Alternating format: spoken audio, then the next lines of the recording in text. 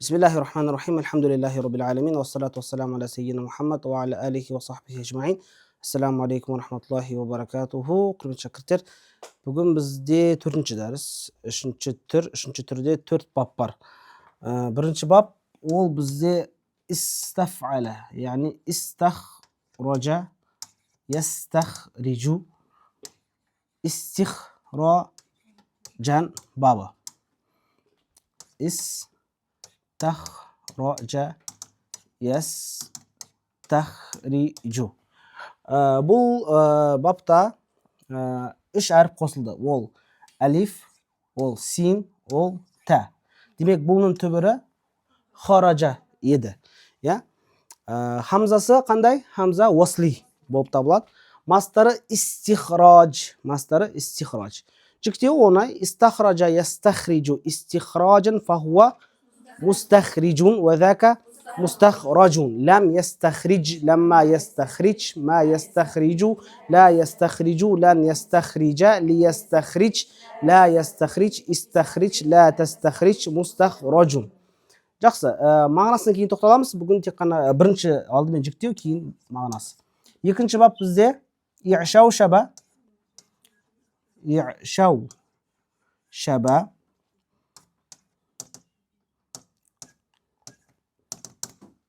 i'шау шибу. Что-то ерте оянды ғой. i'шау шаба, i'шау шибу бабы.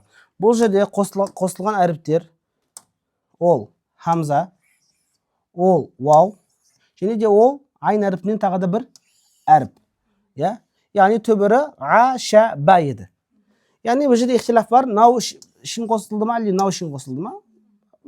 Қатты бір несі парқы жоқ. Өйткені бұның қайсысы қосылғаны бізге әсер етпейді. i'шау шаба, i'шау шибу мастары i'ши шабан. Міне i'ши шабан.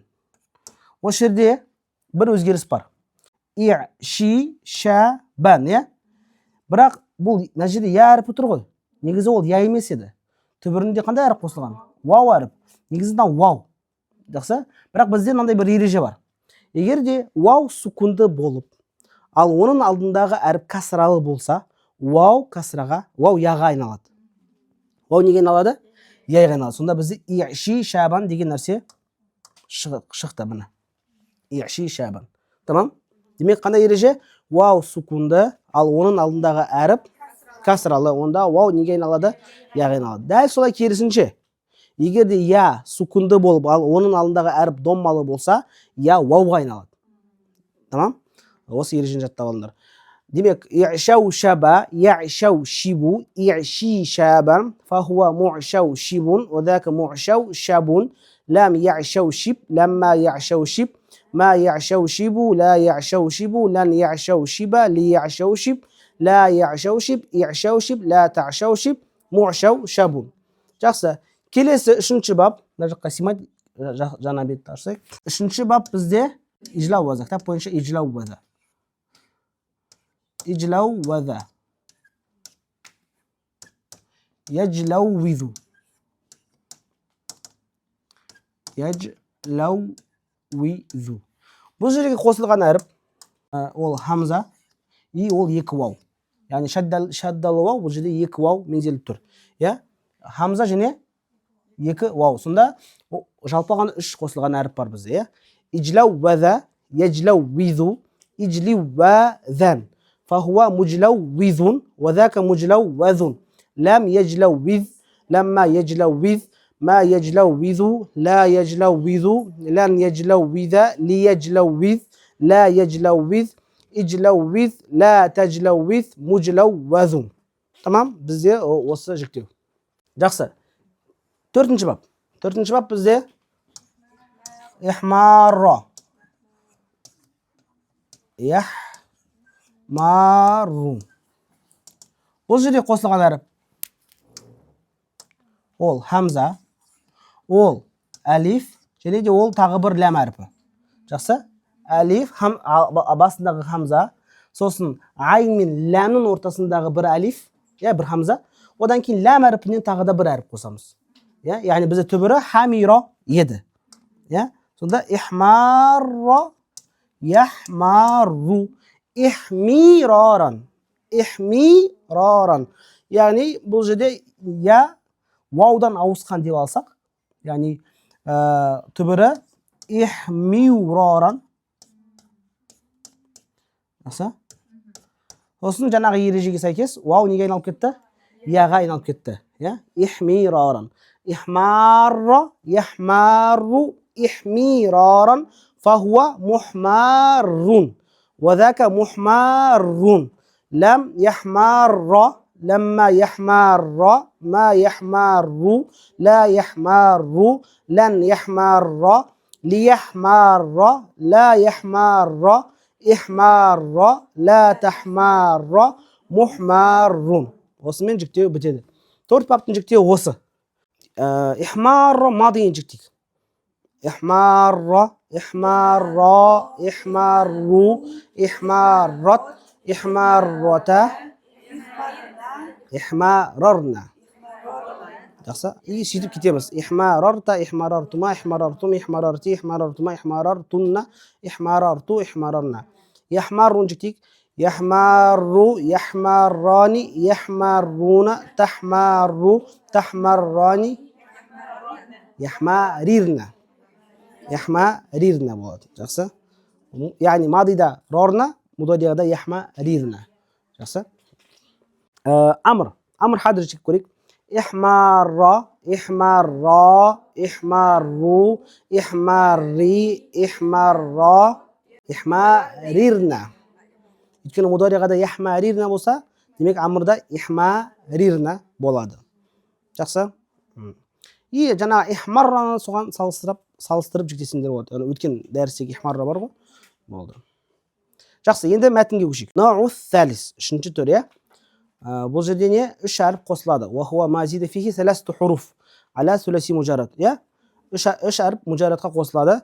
الباب الأول استفعل يستفعل استفعالا، موزونه استخرج يستخرج استخراجا، وعلامته أن يكون ماضيه على 6 أحرف بزيادة الهمزة والسين والتاء في أوله، وبناؤه للتعدية غالبا وقد يكون لازما. مثال المتعدي استخرج زيد المال، يعني زيد ақшаны неседі шығарып алды. Жақсы. Яғни бұл жерде не бір әрекет жасады. Жай ғана ахража емес, бұл жерде истахража әріптер көбейгендіктен, демек бұл жерде сәл-пәл күші де көбейді. Яғни біраз неседі ол терледі бұл ақшаны шығару үшін. Оңай болған жоқ оған. Өйткені жай ғана ахража болса, онда шығара салады. Истахражада демек бір не бар? Белгілі бір әрекеттер бар. Өйткені әріп көбейді ғой. Араб тілінде мынандай ереже бар. Әріп көбейген сайын мағынада көбейеді. Жақсы? Демек истахража деді ма? Истахража мен ахражаның арасында белгілі бір тонкий айырмашылық болады. Ал лазимге келетін болсақ, истахжарат тиын. Истахжара түбірі хаджар. Хаджар деген не? Тас. Тиын деген бізде не? Топырақ. Топырақ тасқа айналды. Топырақ неседі? Тасқа айналды. Яғни мысалы топырақты сулайсың, сосын қатырасың, ол не болады? Тас болады. Истахжарат тиын. Уақила лит-талаб дейді. Яғни оның тағы бір мағынасы талап мағынасы бар дейді. Яғни бір нәрсені не істеу? Талап ету. Мысалы, астағфируллах. Мен Алладан не сұраймын? Кешірім сұраймын. Мысалы, астаину. Аун. Аун деген не? Көмек. Мен Алладан не сұраймын? Көмек сұраймын. Астамидду. Мен не сұраймын? Мәдет сұраймын. Медет сұраймын. Астамидду. Яғни осылай қолдансақ болады. Яғни талап мағынасында не істейміз? Біз қолданамыз. Мысалы, ястамтиру. Не сұрау? Ястамтиру. Матар сөзінен шыққан. Яғни жаңбыр сұрау. Ястахиру. Не сұрау? Хайр сұрау. Ястахиру, истихара шыққан. Истахара, ястахиру, истихаратан. Жақсы? Осылай біз не істейміз? Осылай үйренуіміз керек. Яғни истафқала бабының ерекшелігі ол сұрау бабы бар. Бұл бабында сұрау деген нәрсе бар да. Соны қолдансақ болады. Белгілі бір сөздерді алып. Келесі әл-бабу сәни бізде ол иъшаушаба, яшаушаба.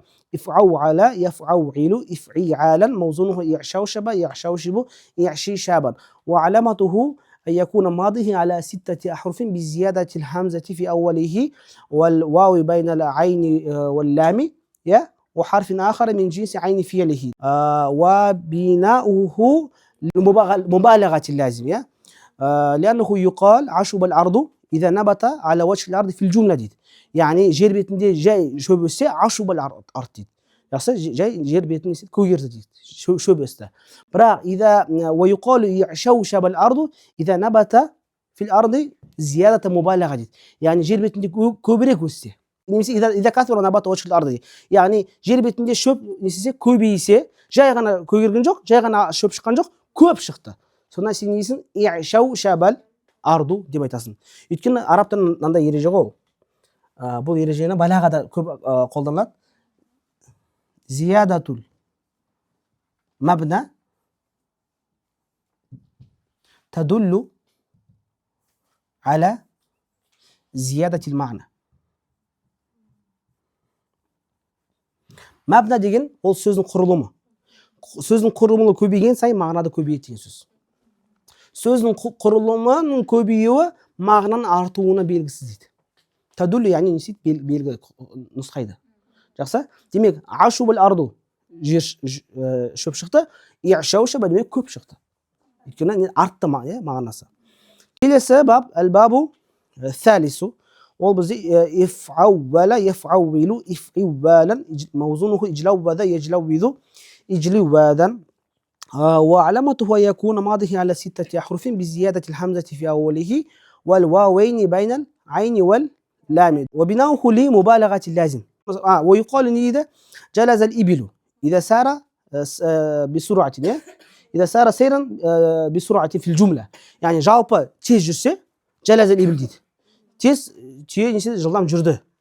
ويقال اجلوذ الإبل إذا سار سيرا زيادة مبالغة يعني сәл қаттырақ жүрсе несесін иджлаувадал ибилу деп айтасың. Демек мубалаға сәл несеу асыра сілтеу көбейту деген мағынаны білдіреді. Сұрақ? Жақсы. Әл-бабу рабиу иф'ал яф'алу иф'илалан موزونه إحمار يحمار إحمرارا وعلامته أن يكون ماضيه على 6 أحرف بزيادة الهمزة في أوله والألف بين العين واللام وحرف آخر من جنس لام فعله في آخره. تصبح وبناؤه لمبالغة اللازم لكن هذا الباب أبلغ من باب إفعلال يا إفعلال مثال إذا حمر زيد ديت يا إذا كان له حمرة ديت يا يعني حمر زيد يعني زيد قزارda просто ода бетінде бір какой-то қызыл оттенктер бар қызыл бояулар бар يا ويقال إحمر زيد إذا إحمر يعني إذا كان له حمرة مبالغة تصبح يعني سأل نسي قزارغانı күшейді ويقال إحمار زيد إذا كان له حمرة زيادة مبالغة دي يعني одан да қатты несесе қысарса إحمار деп айтады. Дәл солай мысалы исвадда десең мысалы сада деген қарайды. Исвадда десең қаттырақ қарайды. Исвадда өте қатты. Мысалы исвадда лейл десең. Түн өте қатты қарайды.